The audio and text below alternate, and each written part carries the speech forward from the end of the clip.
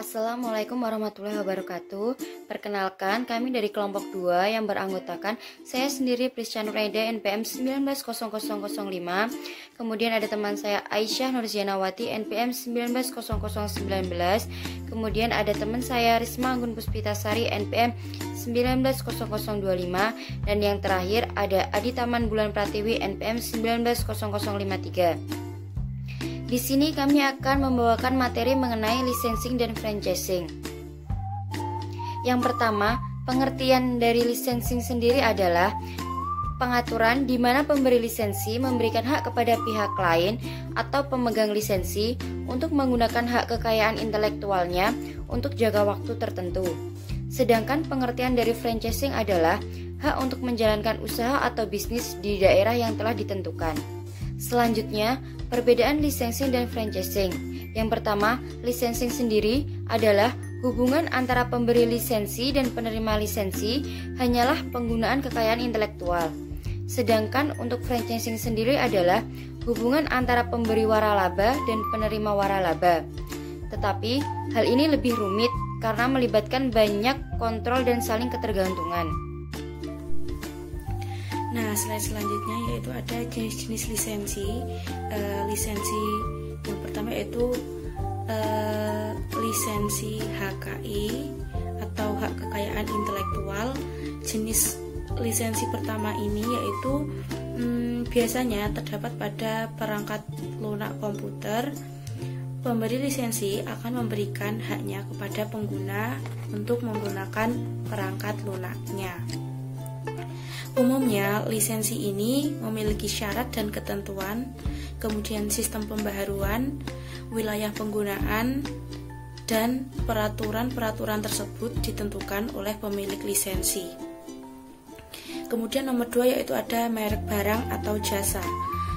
Hak pemegang lisensi adalah dapat memberikan lisensinya kepada perusahaan atau individu agar produknya dapat dijual atau distribusikan oleh penerima lisensi. Maka, penerima lisensi secara aman dan legal dapat menggunakan merek dagang produk karena sudah mendapatkan persetujuan dari pemilik. Dan kemudian yang nomor 3 yaitu ada lisensi massal. Jenis lisensi ini biasanya terdapat pada lisensi software komputer. Pemilik lisensi memberikan kepada seseorang untuk menggunakan perangkat lunak tersebut.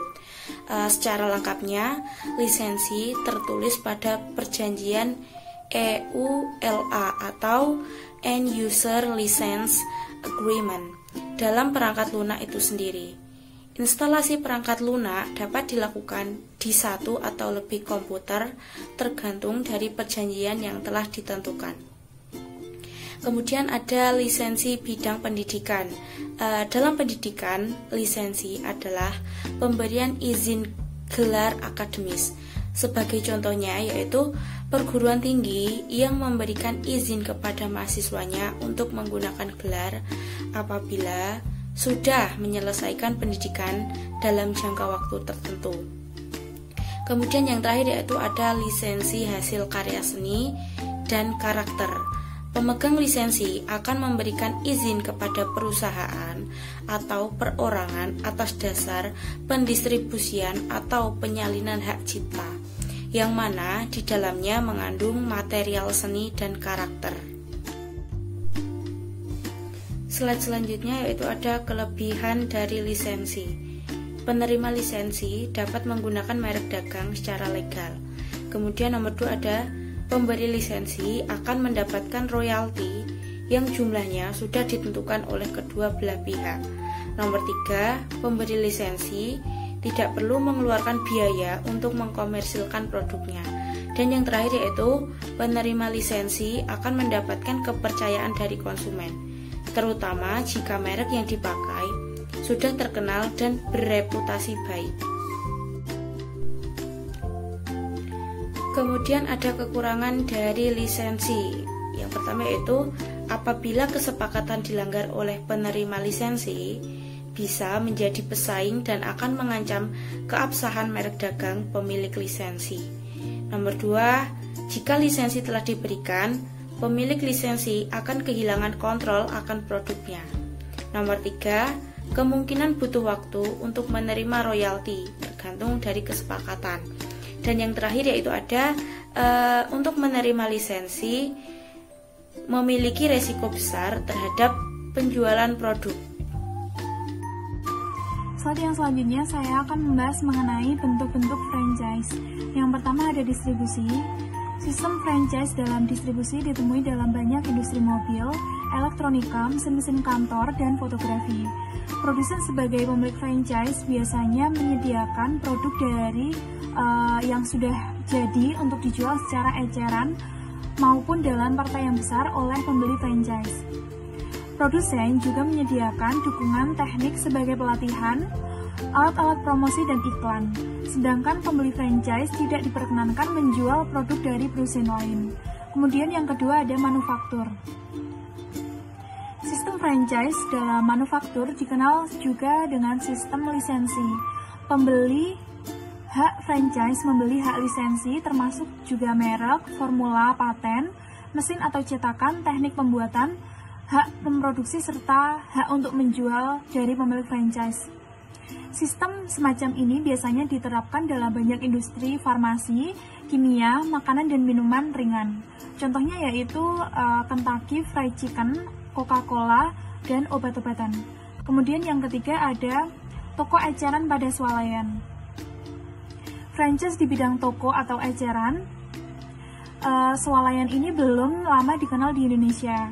Hingga tahun 1988, satu-satunya sistem kerjasama ini baru dipraktikkan oleh perusahaan dari Circle K yang hak franchise-nya dibeli oleh sebuah kelompok perusahaan di Jakarta.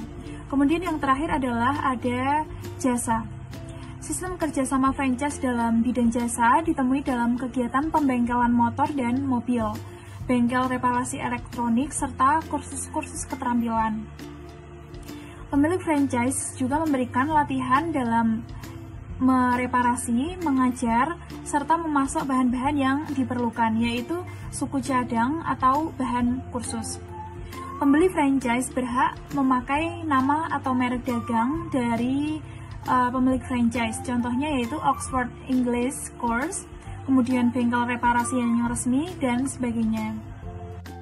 Yang berikutnya ada perbedaan lisensi dan franchise. Lisensi, yang pertama itu pembeli lisensi atau lisensor wajib memberikan lisensi kepada penerima lisensi untuk memproduksi berdasarkan standar kualitas yang ditentukan oleh lisensor. Lisensi mendapatkan kewenangan untuk memproduksi atau menjual menggunakan merek atau produk lisensor dengan imbalan atau royalti yang sesuai dengan perjanjian. Kemudian yang kedua, lisensi diatur dalam Peraturan Pemerintah Nomor 36 Tahun 2018 tentang pencatatan perjanjian lisensi kekayaan intelektual. Yang ketiga, lisensor tidak memiliki kewajiban untuk melakukan pengawasan dalam kegiatan operasional yang dilakukan oleh lisensi. Perbedaan lisensi dan franchise. Franchise sendiri berkewajiban untuk memberikan nama, produk, resep, dan segala hal yang berhubungan dengan penjualan terhadap franchise yang sesuai dengan perjanjian. Yang kedua, franchise diatur dalam PP Nomor 42 Tahun 2007 tentang waralaba. Franchise biasanya akan mendapatkan supervisi dan bimbingan selama proses operasional berjalan. Hal tersebut dilakukan untuk tetap menjaga kualitas produk atau layanan yang diberikan kepada konsumen. Yang selanjutnya, segi positif franchising. Untuk pembeli franchise, yang pertama yaitu membuka kesempatan usaha bagi pengusaha-pengusaha yang hanya memiliki modal terbatas. Yang kedua, memiliki usaha langsung dengan nama atau merek yang sudah dikenal konsumen, sehingga resiko yang ditanggung lebih kecil. Untuk pemilik franchise, yang pertama yaitu memperluas pasar lebih cepat tanpa memerlukan investasi yang besar. Yang kedua, mempermudah pengendalian kegiatan pemasaran, terutama penetapan harga, pengendalian mutu, dan lain-lain. Berikut presentasi dari kelompok kami, kurang dan lebihnya kami mohon maaf. Wassalamualaikum warahmatullahi wabarakatuh.